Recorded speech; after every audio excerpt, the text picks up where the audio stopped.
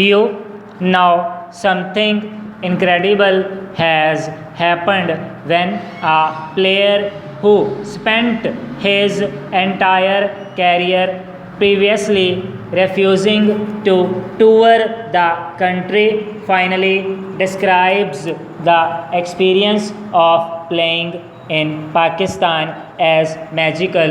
Shane Watson was one of 39 foreign players who came to Karachi for the final leg of the PSL first half. It was a remarkable achievement, but that it took place despite a war almost breaking out and broadcasters pulling out was unbelievable first half. Credit to the PCB in particular, as well as all others involved in pulling off this feat first up.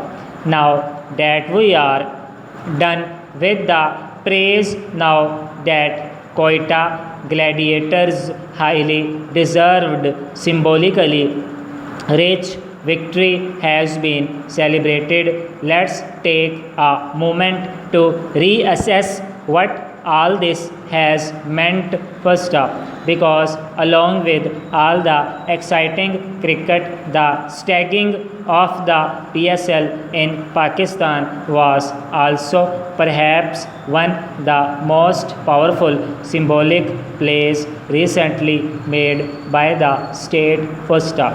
The use of cricket for political symbolism is not new. First up, I have previously noted that the most exciting tour possible for Pakistan fans, a visit by the Indian team, has almost always taken place under military rule and blocked during democratic spells first up.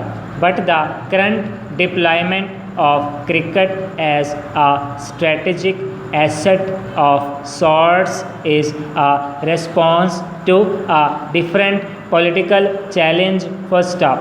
Perhaps the most obvious example of this was in a since deleted tweet by Minister for Human Rights Shri Mizari reacting to the massacre of 50 Muslims in Christ Church first up.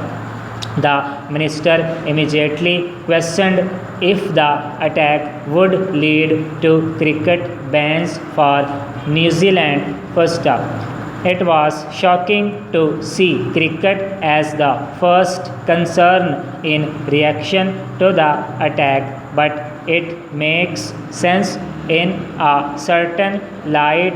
The belief that Pakistan was unfairly punished via cricket's absence following the 2009 attack on the Sri Lankan team in Lahore, when terrorist attacks in other countries have not led to suspension of sporting events first up. To be clear, there never has been a ban on Pakistan either first up. Rather, teams have expressed fears about touring here, which is understandable given that cricketers were specifically targeted in 2009.